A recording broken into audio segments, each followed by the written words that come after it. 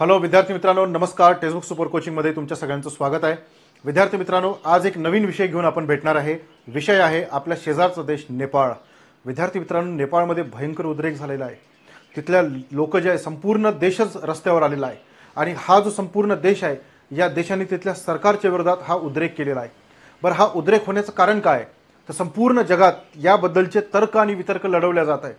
कोणी म्हणताय की याच्यामध्ये अमेरिकेने हस्तक्षेप केला आहे आणि अमेरिकेने चिथावणी दिली म्हणून तिथले जे तरुण आहे ते रस्त्यावर उतरले आहे. कोणी म्हणताय की नाही, हा चायनाने सपोर्ट केला म्हणून हा उठाव झालेला आहे. कोणी म्हणताय की तिथे सोशल मीडिया जे चॅनेल्स आहेत ते सगळे बॅन केले म्हणून तिथली जी जेन झी जनरेशन आहे, म्हणजे आता जी कॉलेजमध्ये जात आहे किंवा जे तरुण आहे त्यांनी हा उठाव केला आहे. याच्याबद्दल सगळ्यांचे वेगवेगळे मतं आहे. परंतु सत्य हे आहे की तिथला जो देश आहे, तिथले जे लोक आहेत ते रस्त्यावर उतरले आहे आणि सरकारमध्ये सामील असलेल्या एक एक मंत्र्याला ते मारत आहेत. आणि असं नाही मारत आहेत, पळवू पळवू मारत आहेत. एवढा असंतोष असण्याचं कारण काय आहे? तिथला जो प्रधानमंत्री आहे ओली, त्याची पूर्ण सुकी झालेली आहे. म्हणजे सांगायचं तात्पर्य असं आहे की जे पीके ओली आहे ते पळून गेलेले आहे. कुठे पळून गेले काही माहिती नाही आहे. आता एवढा मोठा विद्रोह का झाला? एका देशाची संपूर्ण प्रशासन जे आहे ते प्रशासन पकडून त्यांना मारल्या जात आहे. प्रधानमंत्री देश सोडून पळालेले आहे. त्याच्या आधी दिसेल त्याला गोळी मारण्याचे आदेश जे आहे ते सरकारने जारी केले होते. शेवटी सरकार बॅकफूटवर आलं, पण तरीही लोक जे आहे ते थांबत नाही आहे. एवढं सगळं का घडलं? नेपाळ हा आपला शेजारी आहे. आपल्यासोबत अनेक वर्षापासून नेपाळसोबतचे संबंध आहेत. नेपाळसोबत आपले फक्त आणि फक्त राजकीय संबंध नाही आहेत, तर कल्चरल संबंध आहेत, सांस्कृतिक संबंध आहेत. आहे की नाही? आधीच्या काळामध्ये भारत आणि नेपाळ हे काही वेगळे देश नव्हते आणि नेपाळ हा आपल्या देशाच्या दृष्टिकोनातून खूप महत्त्वाचा देश आहे. आता बघा, पहिले श्रीलंका, त्यानंतर बांगलादेश आणि आता नेपाळ. आता याच्या नंतर कोणाचा नंबर लागतो हे सगळ्यात महत्त्वाची गोष्ट आहे. पण नेपाळमध्ये जे घडत आहे ते नेमकं काय आहे हेच आपण या सेशनमधून समजून घेणार आहे. ठीक आहे, तर पहा, चला सुरू करूया. बघा, आता हा जो व्यक्ती आहे हा नेपाळचा प्रधानमंत्री आहे. हा व्यक्ती कोण आहे? हा नेपाळचा प्रधानमंत्री होता. आता यांनी राजीनामा दिला. नेपाळच्या प्रेसिडेंटला यांनी आपला राजीनामा दिलेला आहे. याचं नाव आहे पीके ओली. ठीक आहे, याच्या विरोधात जबरदस्त असा असंतोष तिथल्या लोकांच्या मनामध्ये निर्माण झाला होता. त्याचे कारण काय होते? एवढा मोठा उद्रेक का झाला? तर हा उद्रेक फक्त सोशल मीडिया अकाउंट बॅन केले म्हणून झालेला नाहीये. याच्या आधी जगातल्या अनेक लोकांनी नेपाळबद्दल भाकीत केलं होतं की तिथे 100% प्रोटेस्ट होणार, तिथे 100% विद्रोह होणार, तिथलं सरकार हे उलथवल्या जाणार. आणि नेमकं तसंच झालं. त्याचं कारण काय? त्याचं कारण असं आहे की नेपाळ हा जो देश आहे, या देशातलं हे जे प्रशासन आहे हे भयंकर भ्रष्ट आहे. हे इतकं भ्रष्ट आहेत की यांनी स्वतःचे खिसे भरले, परंतु सामान्य जनता जी आहे ती सामान्य जनता मात्र तशीच राहिली. जगामध्ये जेवढे सरकार आहे त्यातले मॅक्सिमम सरकार हेच काम करत असते की ते सत्तेमध्ये येताना जनतेला वेगळे आश्वासनं देतात आणि जेव्हा सत्तेमध्ये आले तेव्हा ते स्वतःचे खिसे भरतात. स्विस बँकमध्ये त्यांचे जबरदस्त अकाउंट आहेत, त्याच्यामध्ये जबरदस्त मनी आहे. नेपोटिझम जे आहे ते नेपाळमध्ये खूप मोठ्या प्रमाणामध्ये आहे. नेपोटिझम म्हणजे इथले आमदाराचाच पोरगा आमदार बनणार जरी त्याची लायकी असो की नसो, खासदाराचाच पोरगा खासदार बनणार जरी त्याची लायकी असो की नसो, मंत्र्याचा पोरगाच मंत्री बनणार त्याची लायकी असो की नसो. आणि हे नेपोटिझम फक्त नेपाळमध्ये नाही आहे, हे भारत देशामध्ये सुद्धा आहे. आपल्या देशामध्ये असे अनेक श्रीमंत लोकांचे पोरं आहेत किंवा असे अनेक पॉलिटिशियन्सचे पोरं आहे की ज्याच्या लायकीचा पत्ता नाही, पण ते महत्त्वाच्या पदावर आहे. फोटोसहित आणि नावासहित आपण ह्या सगळ्या गोष्टी सांगू शकतो. यामुळे काय झालं की नेपाळमध्ये प्रचंड बेरोजगारी आहे. नेपाळमधले जे लोक आहेत त्यांना आर्थिक संसाधनं जे आहेत ते अपुरे आहेत आणि अशा परिस्थितीमध्ये लोकांच्या मनामध्ये असंतोष निर्माण करण्याची सगळ्यात मोठी भूमिका या माणसाने पार पाडली आणि म्हणून या माणसाला नेपाळ देश सोडून परत जावं लागलं. हा नेपाळचा प्रधानमंत्री आहे. तिथल्या लष्कराने यांना सुरक्षित जागी हलवलेला आहे. ठीक आहे, तर चला बघूया की नेमकं झालं काय. नेपाळ आपला शेजारी आहे. एक शेजारी म्हणून आपल्यासाठी तो खूप महत्त्वाची पोझिशनवर आहे. चायना आणि भारत यांच्यामध्ये बफर स्टेट म्हणून नेपाळ काम करतो. तर चला बघूया नेमकं काय झालं.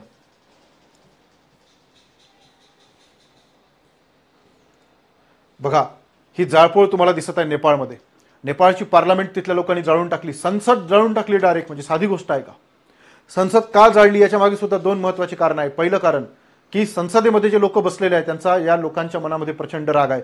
दुसरं जे कारण आहे की नेपाळमध्ये पहिले राजेशाही होती, तर काही तिथला जो काही कम्युनिटी आहे, काही वर्ग जो आहे त्यांना असं वाटतं की तिथे राजेशाही परत आली पाहिजे. कारण नेपाळ जो आहे त्या नेपाळमध्ये मागच्या काही वर्षामध्ये अनेक प्रधानमंत्री बदललेले आहेत. कोणत्याच प्रधानमंत्र्यांनी आपला पूर्ण कार्यकाळ पूर्ण केलेला नाही आणि नेपाळमध्ये कम्युनिस्ट विचारधारेचा प्रभाव जास्त आहे. सध्याचं जे सरकार आहे हे केपी ओलीचं ते कम्युनिस्ट विचारधारेचं आहे आणि ते चायनाच्या घरी जाऊन नेहमी पाणी भरत असतं आणि चायनाने प्रचंड इन्व्हेस्टमेंट नेपाळमध्ये केलेली आहे. त्याचा फायदा तिथल्या नेपाळी लोकांना नाही तर तो चायनाला होत आहे आणि म्हणून तिथला जो तरुण आहे तो रस्त्यावर उतरलेला आहे. ठीक आहे, आज हे नेपाळमध्ये झालं आणि अशीच परिस्थिती भारतामध्ये सुद्धा होऊ शकते, कारण भारत देशामध्ये सुद्धा प्रचंड भ्रष्टाचार आहे. भारत देशामध्ये सुद्धा प्रचंड नेपोटिझम आहे. ज्याने हातामध्ये कधी बॅट पकडली नाही ते क्रिकेटच्या महत्त्वाच्या बोर्डावरती आहे की नाही आहे, महत्त्वाच्या पदावरती आहे. तर भारत देशामध्ये सुद्धा नेपोटिझम जास्त आहे, पण भारतातले लोक जे आहेत ते जास्त लिबरल आहे, कारण भारत प्रचंड मोठा देश आहे. नेपाळ त्याच्या तुलनेत काहीच नाही आहे. आणि त्यामुळे तिथल्या लोकांनी जेव्हा सोशल मीडियावर स्वतःच्या प्रतिक्रिया द्यायला सुरुवात केली ते लोक व्यक्त व्हायला लागले, कारण सरकार तर ठार बहिरं झालं होतं, ते तर त्यांचं अजिबात ऐकत नव्हतं. मग पर्याय काय लोकांना, तर लोक सोशल मीडियावर जाऊन आपले जे ओपिनियन आहे ते टाकत होते. जेव्हा सरकारला हे माहीत झालं तेव्हा सरकारने ते जे ओपिनियन आहे ते येऊ नये म्हणून जे सोशल मीडिया साईट्स आहेत त्यांना सांगितलं की आम्ही जे सांगतो ते तुम्ही करा. आपल्या देशामध्ये नेपाळमध्ये तुम्ही तुमचे रजिस्ट्रेशन ऑफिस ओपन करा. सगळीकडे हेच होतं. सरकारला त्यांच्या विरोधातली जी टीका आहे ती सहन होत नाही आणि म्हणून त्यांनी ते सोशल मीडिया अकाउंटला जी डेडलाईन दिली होती ती डेडलाईन दिली होती ती त्या सोशल मीडिया कंपन्यांनी पूर्ण केली नाही, म्हणून सोशल मीडिया अकाउंट्स बॅन केले. तिथल्या जनतेच्या मनामध्ये भयंकर असंतोष निर्माण झाला, कारण आता व्यक्त होण्यासाठी साधन नाही आहे.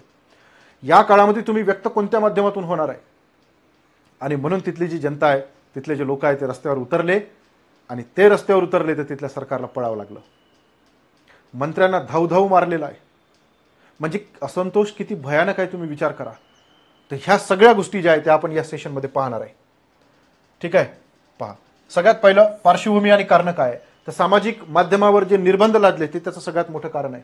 4 सप्टेंबर 2025 रोजी नेपाळ सरकारने 26 सोशल मीडिया साईट जे आहे त्याला बॅन केलं.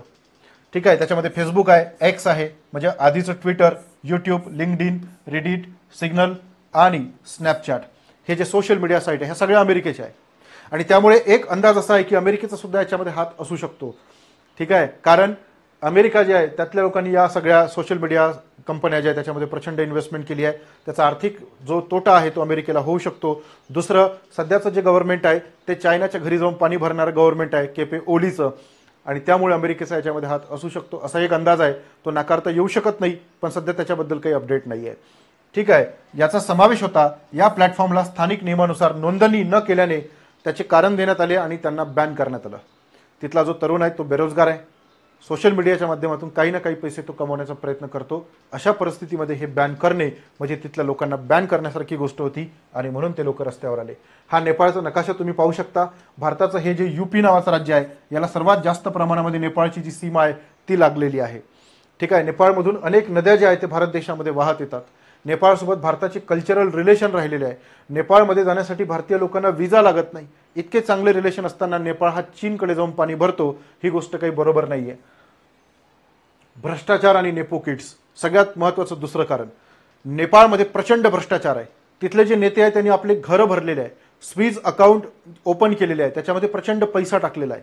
सत्ता हे पैसा कमवण्याचं माध्यम बनलेलं आहे. त्याचा फायदा फक्त सत्तेत असणाऱ्या लोकांना होत आहे, पण सामान्य नागरिकांसाठी जे सरकार सत्तेत बसलं त्या सामान्य नागरिकांना त्याचा कोणताही फायदा होत नाहीये. आणि त्यामुळे नेपाळमधल्या लोकांच्या मनामध्ये अनेक वर्षापासूनची ही चीड होती, त्याचा उद्रेक झाला. दुसरं, नेपो किड्स जे महत्त्वाचे ऑफिशियल्स आहे, जे पदाधिकारी आहे, जे मंत्री संत्री आहे, त्यांची मुलं हे फॉरेनला शिकतात, फॉरेनला टूरवर जातात, त्याचे ते फोटो सोशल मीडियावर टाकतात. त्याला क्रिटिसाइज करण्यासाठी सामान्य नागरिकांनी एक मूवमेंट राबवली होती. तर ती मूवमेंट पुन्हा वाढू नये म्हणून सोशल मीडिया साईट बॅन केल्या गेल्या. हे त्याच्या मागचं खरं कारण आहे. नेपाळमधला जो वर्ग आहे ज्यांनी उद्रेक केलेला आहे त्या लोकांनी केवळ आणि केवळ सोशल मीडिया साईट बॅन केले म्हणून एवढा मोठा उद्रेक होऊ नाही शकत. हा अनेक वर्षापासूनचा उद्रेक आहे. सरकार आम्हाला समजून घेत नाही, सरकार आमच्यासाठी काम करत नाही म्हणून झालेला हा उद्रेक आहे. नेपाळच्या 30 दशलक्ष लोकसंख्येमध्ये सरासरी आयुर्मान 25 वर्ष आहे. यामध्ये तरुण पोरांचा जो वाटा आहे तो सगळ्यात जास्त आहे आणि त्यामुळे असा उठाव फक्त तरुण लोकच करू शकतात, दुसरे करू शकत नाही. ठीक आहे, आता नेमकी घटना काय घडल्या ते सगळं पाहून घेऊ आपण. बघा, 8 सप्टेंबर 2025 पहिला दिवस नेपाळमध्ये उद्रेक झाला. या दिवशी मृत्यूचं तांडव झालं. सकाळी 9 वाजता मैतीघर मंडळ जे आहे त्या ठिकाणी मोठ्या प्रमाणात उठाव झाला. येथे आंदोलक जमा झाले. हजारो तरुण, अनेक शालेय महाविद्यालयातले जे तरुण आहे ते इथे जमा झाले. दुपारी 11 वाजता हे जे आंदोलक आहेत ते संसद भवनाकडे गेले. संसद भवनाकडे जाऊन पोलिसांनी इथे अश्रुधुराचा मारा केला, पाण्याचे फवारे झाडले, रबर बुलेट्स वापरल्या, पण त्याचा काही फायदा झाला नाही. तिथल्या सरकारने आदेश दिला की दिसताक्षणी गोळ्या झाडा. त्याच्यामध्ये 19 लोक जे आहेत ते मृत्युमुखी पडले. ठीक आहे, तरी हे जे आंदोलन आहे ते थांबलं नाही. परिस्थिती नियंत्रणाच्या बाहेर गेली. 19 लोकांचा मृत्यू झाला, 347 लोक जखमी झाले. ही घटना दुपारी 1 वाजता 8 सप्टेंबरला घडली. संध्याकाळी 8 सप्टेंबरला सरकारने सामाजिक माध्यमांवरील बंदी उठवली. आता सरकारच्या लक्षात आलं की आता ही परिस्थिती हाताच्या बाहेर गेली आहे, नियंत्रणा पलीकडे गेली आहे, आपण हिला हँडल करू शकत नाही. त्यामुळे जे तत्कालीन कारण होतं 8 तारखेचं सोशल मीडिया साईट्स बंद केल्या गेल्या, त्याच्यावरची बंदी उठवण्यात आली. पण तेव्हा तोपर्यंत परिस्थिती नियंत्रणाच्या पलीकडे गेली होती, कारण हा उठाव फक्त सोशल मीडिया साईट्समुळे झालेला नव्हता, तर हा अनेक वर्षाचा असंतोष होता जो सामान्य नागरिकाच्या मनात निर्माण झाला होता सरकारच्या विरोधात. गृहमंत्री रमेश लेखक यांनी राजीनामा दिला. यांनी शूट अँड साईडचे आदेश दिले होते. यांनी राजीनामा दिला. यांच्या घरावर हल्ला करण्यात आला. यांची बायको सापडली, त्या बाईला जिवंत जाळण्यात आलं. इतकी खतरनाक आग पसरलेली आहे नेपाळमध्ये. हे बघा, हे जे सगळे तरुण आहेत ते रस्त्यावरती उतरलेले आहे. सगळीकडे जाळपोळ चालू आहे, आगीचे सगळीकडे धूर दिसत आहे. ठीक आहे, 9 सप्टेंबर 2025 म्हणजे आजचा दिवस. राज्यक्रांती झाली नेपाळमध्ये. कर्फ्यू असूनही आंदोलक पुन्हा रस्त्यावर उतरले. यावेळी त्यांचे लक्ष फक्त सामाजिक माध्यम नव्हते, तर संपूर्ण सिस्टमच आहे. त्यांचं असं म्हणणं आहे की आम्हाला ही सिस्टम नको, आम्हाला ही व्यवस्था नको, आम्हाला पर्यायी व्यवस्था पाहिजे. दुसऱ्या लोकांना तुम्ही बसवा. काठमांडूचा जो मेयर आहे त्याला तुम्ही प्रधानमंत्री बनवा. तो रॅपर होता मागे, त्याला तुम्ही प्रधानमंत्री करा. तो तरुणांचा नेता आहे असं म्हटलं जातं, तर त्याला तुम्ही प्रधानमंत्री करा, अशी तिथल्या लोकांची मागणी आहे. दुपारी 2 वाजता प्रधानमंत्री KP शर्मा ओली जे आहेत त्यांनी राजीनामा दिला आणि ते पळून गेले. लष्कराने त्यांना दुसऱ्या ठिकाणी हलवलं. पोलिसांच्या हाताच्या बाहेर परिस्थिती गेली. लष्कर जे आहे ते आता रस्त्यावर उतरलेलं आहे नेपाळचं. दुपारी 3 वाजेपासून तर 5 वाजेपर्यंत आंदोलकांनी खालील ठिकाणी आग लावली. संसद भवनाला आग लावली. त्याला तिथे सिंह दरबार असं म्हटलं जातं. संसद भवन जाळलं. संसद भवन का जाळलं? कारण ते अनियंत्रित सत्तेचं प्रतीक आहे असं लोकांना वाटत होतं, म्हणून ते जाळलं. तिथे काही गट असे आहे की त्यांना वाटतं की इथे पुन्हा राजेशाही आली पाहिजे, कारण नेपाळमध्ये राजेशाही होती, आता तिथे लोकशाही आली. पण लोकशाही येऊनही काही फायदा नाही. तिथे कम्युनिस्ट राजवट आलेली आहे, ती जी चायना प्रेरित आहे. चायना सांगेल तसं तिथले लोक वागतात. प्रचंड सारखे नेते जे आहेत ते सुद्धा चायनाच्या घरी पाणी भरण्याची कामं करायचे, त्यांच्या घरावर सुद्धा हल्ले झालेले आहे. सर्वोच्च न्यायालयाची जी इमारत आहे तिथे आग लावली. राष्ट्रपती निवास जाळून टाकलं. प्रधानमंत्री निवास जे आहे त्याच्यामध्ये आंदोलकांनी प्रवेश केला. तुम्हाला हे जे आंदोलन आहे ते सेम वाटत नाही बांगलादेशमध्ये? तिथले सुद्धा जे प्रोटेस्ट करणारे लोक होते त्यांनी शेख हसीनाच्या घरी ते गेले, तिथल्या सगळ्या वस्तू त्यांनी घेतल्या. तिथलं जे संसद भवन आहे तिथेही ते गेले होते.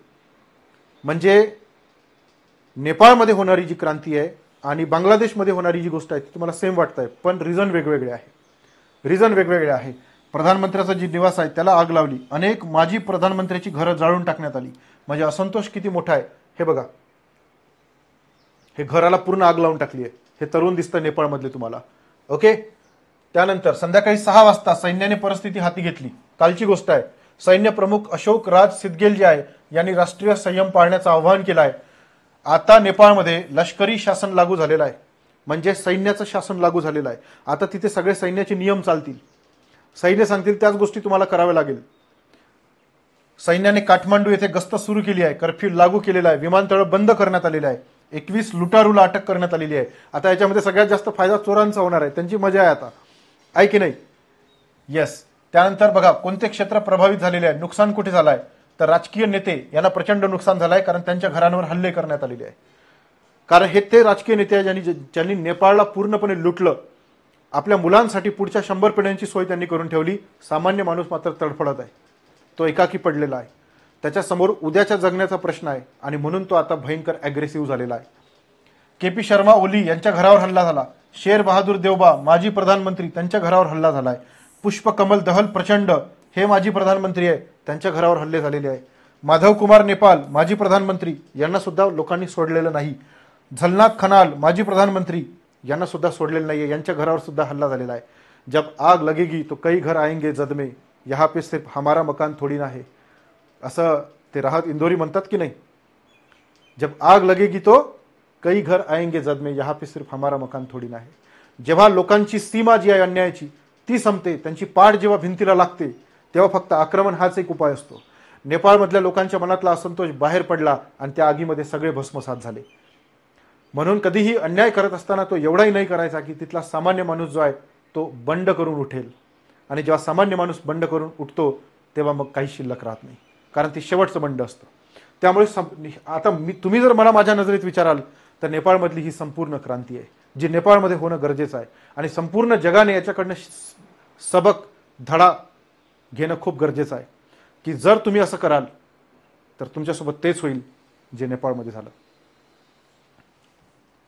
सरकारी इमारती जाळून टाकल्या, संसद भवन, सर्वोच्च न्यायालय, राष्ट्रपती भवन, प्रधानमंत्री कार्यालय, ठीक आहे, नेपाळी काँग्रेसचं मुख्यालय, हे सगळं जाळून टाकण्यात आलेलं आहे. हे बघा, दिसतंय तुम्हाला, हा KP शर्मा ओलीचा फोटो आहे. त्याने कधी स्वप्नातही विचार केला नसेल की असं होईल. आंदोलकांच्या मागण्या काय आहे बघा. पहिलं, सामाजिक माध्यमांवरील बंदी उठवा, ही मागणी पूर्ण झाली आहे, कारण लोकांना व्यक्त होण्यासाठी पर्याय नाही आहे. भारत देशामध्ये सुद्धा बघा मधल्या काळामध्ये फेसबुक आणि ट्विटर यांच्या संदर्भात सरकारची काही महत्त्वाच्या बोलण्या चालू होत्या. त्यांचं असं म्हणणं आहे की तुम्ही रजिस्ट्रेशन करा. भारत देशामध्ये रजिस्ट्रेशन केल्या गेलेलं आहे, पण सरकार सांगेल तेच कसं काय करणार. सरकार हे जनतेचं प्रतिनिधित्व करते, सरकार हे जनतेचं नोकर आहे. सरकारमध्ये असणारे मंत्री संत्री हे सगळे जनतेचे नोकर आहे. ही सगळी व्यवस्था ही या देशातल्या लोकांसाठी निर्माण केली गेली आहे. आणि जर ही व्यवस्था या लोकांसाठी काम करत नसेल तर कधी ना कधी तर लोकांचा उद्रेक होणारच आहे. फ्रान्समध्ये क्रांती झाली होती, लोकांनी तिथल्या राजाला मारून टाकलं. बॅस्टिलचा जो तुरुंग आहे तो जाळून टाकला. जगात अनेक ठिकाणी ह्या क्रांत्या झालेल्या आहेत. आता नेपाळमध्ये झालेली आहे. आहे की नाही. भ्रष्टाचाराचा अंत करा. भ्रष्टाचाराचा अंत होईल का, हा सगळ्यात महत्त्वाचा मुद्दा आहे. कुठे भ्रष्टाचार नाही आहे. भारतात प्रचंड भ्रष्टाचार आहे, प्रचंड आहे. गल्ली टू दिल्ली आहे. जगात सगळीकडे भ्रष्टाचार आहे, पण त्याची एक मर्यादा असते. तुम्ही फक्त भ्रष्टाचार करता आणि तुम्ही जनतेसाठी कामच करत नाहीये तर अशा परिस्थितीमध्ये जनता रस्त्यावर उतरणार आहे. नेत्यांना जबाबदार धरणे, तुम्ही नेत्यांना जबाबदार धरा. रोजगाराच्या संधी निर्माण करा. तिथला जो तरुण आहे तो बेरोजगार झालेला आहे, त्याच्या भविष्याची चिंता आहे. तुम्ही तुमच्या मुलांचे भविष्य घडवत आहात. तुमच्या मुलांना महत्त्वाच्या पदांवर तुम्ही अपॉइंट करत आहात. तुमची मुलं लंडन फिरतायत, पॅरिस फिरत आहे, आणि सामान्य माणसाचा जो पोरगा आहे तो घरात बसलेला आहे, तो बेरोजगार आहे. ही परिस्थिती वाईट आहे आणि म्हणून तिथला माणूस जो आहे तो रस्त्यावर उतरलेला आहे. आर्थिक समस्या भयंकर आहे. नेपाळमध्ये 2024 मध्ये बेरोजगारीचा दर 12.6% होता. तरुणांमध्ये 15 ते 24 वयोगटात तो 20.8% आहे. म्हणजे 100 पैकी 20.8 पोरं जे आहे ते बेरोजगार आहे. भारत देशामध्ये सुद्धा बेरोजगारी आहे. आता त्याच्यात AI आलेला आहे. मग ही जी सगळी परिस्थिती आहे ही भयानक आहे. आणि म्हणून जो व्यक्ती बेरोजगार आहे त्याला भविष्याची चिंता असते. तिथलं सरकार काही करत नाही हे जेव्हा त्याला दिसतं तेव्हा हा असंतोष जो आहे तो होणारच आहे. ठीक आहे. दिवसाला 2000 तरुण रोजगाराच्या शोधात परदेशात जात आहेत. नेपाळी लोक भारतात येतात, गुरखा म्हणून काम करतात. नेपाळमध्ये जर रोजगार असता तर नेपाळी माणूस भारतात कशाला आला असता, आहे की नाही. यस. पुढं आंतरराष्ट्रीय प्रतिक्रिया काय आहे, भारत काय म्हणतात. भारताचे प्रधानमंत्री नरेंद्र मोदींनी काय म्हटलेलं आहे. हिंसाचाराची निंदा केली आहे आणि शांततेचं आवाहन केलेलं आहे. भारताने सीमेवर आपल्या सुरक्षा वाढवलेली आहे, कारण नेपाळमधून भारत हा सगळ्यात जवळचा आहे. कल्चरली तो एक आहे आणि त्यामुळे भारत देशामध्ये येण्याचं प्रमाण खूप जास्त वाढू शकतं. पण हे लोकांचं बंड आहे आणि जेव्हा लोकांचं बंड असतं तेव्हा तिथे काही चालत नाही. ठीक आहे. तिथल्या लोकांनी तिथल्या मंत्र्यांना धाव मारलेला आहे, तर ती गोष्ट त्यांच्या मनातला असंतोष दाखवत आहे की तुम्ही असं करू नका, नाही तर आम्ही तुमच्यासोबत असंच करेल. आम्ही आमच्यासाठी तुम्हाला पदावर बसवलेलं आहे आणि तुम्ही तुमचे घरं भरतायत, तुम्ही आमच्यासाठी काम करायला हवं. ठीक आहे. चायनाने काय म्हटलंय. KP शर्मा ओली चीनचे जवळचे मानले जातात. त्यांच्या राजीनाम्यामुळे चीनच्या हितसंबंधांना धक्का बसलेला आहे. रशिया आणि इस्रायलने काय म्हटलंय. दोन्ही देशांनी आपल्या नागरिकांना नेपाळला न जाण्याचा सल्ला दिलेला आहे. मानवी हक्कांचं उल्लंघन झालेलं आहे. ठीक आहे. ॲम्नेस्टी इंटरनॅशनल जे आहे यांनी पोलिसांच्या अत्याधिक बळाच्या वापराची निंदा केली आहे. आता ते ह्युमन राईट्सवाले आहे, ते म्हणतात की तुम्ही लोकांना हात लावू नका, लोकांना मारू नका. बरं मला सांगा की तो नेपाळमधला जो पोरगा रस्त्यावर आला आहे त्याला याची भीती नसेल का की माझ्यावर गुन्हे दाखल होईल, उद्या माझं भविष्य बर्बाद होईल. अहो करणार काय आहे. उद्याचं भविष्यच अंधारामध्ये आहे, तर त्याला उठाव करण्यापासून दुसरा पर्यायच नाही आहे. तुम्ही ही परिस्थिती का आणली. मागच्या 12 वर्षामध्ये तुमचे 13 प्रधानमंत्री बदललेले आहेत. म्हणजे तुम्हाला हे कळून नाही राहिलं की देश कसा चालवायचा. मग शेवटी करणार काय ते. भारताच्या आजूबाजूला सगळे दळभद्री शेजारी भरलेले आहे. खाली श्रीलंका, इकडे पाकिस्तान आहे, तिकडे नेपाळमध्ये अशी परिस्थिती आहे, तिकडे बांगलादेशमध्ये तर पूर्ण विचित्र परिस्थिती आहे. ठीक आहे, म्यानमारमध्ये अलगच चालू आहे. म्हणजे भारताच्या आजूबाजूचे सगळे, भूतान सोडलं तर सगळे भूताने पछाडलेले आहे असं म्हटलं तरी काही हरकत नाही आहे. एकटा भारत आहे की जिथे सगळ्या गोष्टी व्यवस्थित चालू आहे आणि त्या चालू राहाव्या अशी प्रार्थना करतो. ठीक आहे. गोळीबारामुळे 19 तरुणांचा मृत्यू झालेला आहे. आंतरराष्ट्रीय समुदायाने तपासाची मागणी केलेली आहे. आता वर्तमान स्थिती काय, तर राजकीय शून्यता आहे. कुठलं सरकार काम करत नाहीये. जर एखाद्या देशामध्ये शासन नाही आहे तर त्याला देश कसं म्हणता येईल? तिथल्या लोकांसाठी काम कोण करेल? म्हणून सर्वात पहिल्यांदा आता तिथं सरकार बनणं गरजेचं आहे. तरुणांनी मागणी केली आहे की आमचा एक रॅपर आहे त्याला तुम्ही प्रधानमंत्री बनवा. तो काठमांडूचा मेयर आहे. प्रधानमंत्री KP शर्मा ओली राजीनामा दिलेला आहे. अनेक मंत्र्यांनी राजीनामे दिले. धास्ती घरात कुटुंबाला सोडलं नाहीये, बायकांसहित जळून टाकलेलं आहे. भीती आहे, आता प्रचंड भीतीचं वातावरण आहे. राष्ट्रपती रामचंद्र पौडेल सुरक्षित ठिकाणी गेलेले आहे. सैन्याने नियंत्रण स्वीकारलेलं आहे. सामाजिक परिणाम काय झाले आहेत? 900 कैदी तुरुंगातून पळून गेले. होणारच आहे. लोकांनीच आता सगळं हातात घेतलेलं आहे. विमानतळ बंद करण्यात आला आहे. शाळा कॉलेज बंद आहे. आर्थिक गतिविधी आता पूर्णपणे ठप्प झाल्या आहे. हे बघा, तिथले सगळे महत्त्वाचे ऑफिशियल जाळून टाकलेले आहे. भविष्यातली आव्हानं काय? आता नेपाळमध्ये सगळ्यात महत्त्वाची आव्हानं काय आहे? शांतता प्रस्थापित करणं हे सगळ्यात पहिलं आव्हान आहे. तिथल्या लोकांना शांत करणं हे आव्हान आहे. त्यांना हा विश्वास देणं गरजेचं आहे की आम्ही तुमच्यासाठी काम करणार आहे. तेव्हाच हे सगळं शांत होऊ शकतं. नवीन सरकार स्थापन करणं गरजेचं आहे. एक तर इतकं भयानक काम होतं की नेपाळमध्ये विरोधी पक्षच नव्हता. जे 2 मेन पक्ष होते ते एकत्र आले आणि त्यांनी सरकार बनवलं. नावाला फक्त विरोधी पक्ष शिल्लक राहिला. लक्षात ठेवा, जिथं लोकशाही आहे तिथं विरोधी पक्ष हा स्ट्रॉंग पाहिजे. जर विरोधी पक्ष स्ट्रॉंग नाही राहिला तर तिथलं सरकार जे आहे ते सरकार त्याची नियंत्रण रेषा ओलांडते. त्यामुळे जिथे लोकशाही तिथे विरोधी पक्ष जे आहे तो मजबूत पाहिजे. नेपाळमध्ये नवीन सरकार स्थापन करण्याची मागणी करण्यात आलेली आहे. ठीक आहे. मृत्यूंची चौकशी करण्यात येणार आहे आणि कोण त्याला कारणीभूत याची निश्चित करण्यात येणार आहे. आर्थिक नुकसान भरपाईची मागणी करण्यात आलेली आहे. दीर्घकालीन आव्हाने काय आता इथून पुढचे? भ्रष्टाचार संपवणे. पण तो कसा संपणार? त्याच्यासाठी काही पॅरामीटर जे आहे ते सेट करावे लागतील. एक नवीन व्यवस्था तयार करावी लागेल. ती इतक्या लवकर होणार आहे का? दुसरं, रोजगार निर्मिती करावी लागणार आहे. आता नेपाळमध्ये इतके भयंकर आंदोलनं झाले, लोक संपूर्ण देशात बंड सदृश्य परिस्थिती निर्माण झाली. आता या देशाला आर्थिक सुदृढ होण्यासाठी वेळ लागणार आहे. त्याची जी आर्थिक चाका आहे ती धावण्यासाठी आता पुन्हा वेळ लागणार आहे. त्यासाठी तिथल्या लोकांनी जे आंदोलन केलं त्यांनाच इनिशिएटिव्ह घ्यावे लागणार आहे. त्यानंतर तरुणांचा असंतोष शमवणं हे सगळ्यात महत्त्वाची गोष्ट आहे आणि लोकशाही स्थापन करणं ही सगळ्यात महत्त्वाची गोष्ट आहे. डेमोक्रॅसी असणं गरजेचं आहे, कारण लोकांची मतं ही डेमोक्रॅसीमध्ये महत्त्वाची असतात आणि ती जर मतं पूर्ण केल्या गेली नाही तर त्याचा गंभीर परिणाम होऊ शकतो. हा नेपाळ आहे. ठीक आहे. नेपाळ जो आहे तर नेपाळची जी राजधानी आहे ती काठमांडू आहे. ठीक आहे. नेपाळचं क्षेत्रफळ जे आहे ते नेपाळचं क्षेत्रफळ एकूण 1,47,181 किलोमीटर आहे. जगात 94वा क्रमांक लागतो नेपाळचा. 2.8% पाणी आहे. लोकसंख्या 2,71,00,000 आहे, म्हणजे काही मोठी नाही आहे. जगात 42वा आहे. 196 स्क्वेअर किलोमीटर एवढी घनता आहे. $42 बिलियन एवढा नेपाळचा GDP आहे, म्हणजे फारच कमी आहे. आधीच तो कमजोर आहे. आर्थिक रिफॉर्म जे आहे ते नेपाळमध्ये केल्या गेले नाही आहे. इतक्या वर्षापासून सरकार आहे. पहिल्यांदा आर्थिकदृष्ट्या तिथे रिफॉर्म होणं गरजेचं आहे. तिथे रोजगार मिळणं गरजेचं आहे आणि त्यासाठी सरकारला चांगलं काम करावं लागणार आहे. ठीक आहे. यस. तर विद्यार्थी मित्रांनो, आपण याच्यातून काय शिकलो? याच्यातून तुम्हाला कोणता संदेश मिळालेला आहे? यातून हा संदेश मिळालेला आहे की सगळ्यात पहिला महत्त्वाचा मुद्दा की तुम्हाला ज्या कामासाठी इथे बसवलेलं आहे, प्रधानमंत्री बनवलेलं आहे, ते काम तुम्ही पूर्ण करू शकला नाही. तुम्हाला लोकांसाठी काम करायचं होतं, तुम्ही स्वतःचे घरं भरत बसला. तुम्हाला लोकांसाठी काम करायचं होतं, तुम्ही चीनच्या घरी जाऊन पाणी भरत बसला. चीनचे जे काही फेमस डिप्लोमॅट्स आहेत त्यांच्यासोबत तुमचे अनैतिक संबंध आहे असे काही लोकांनी म्हटलेलं आहे. तुम्ही भ्रष्ट आहात. तुम्ही लोकांसाठी काम करायला पाहिजे. जर ते तुम्ही केलं असतं तर नेपाळमधल्या लोकांनी तुमच्या विरोधात भ्रष्टाचार केला नसता आणि तुम्हाला नेपाळमधून बाहेर पडावं लागलं नसतं.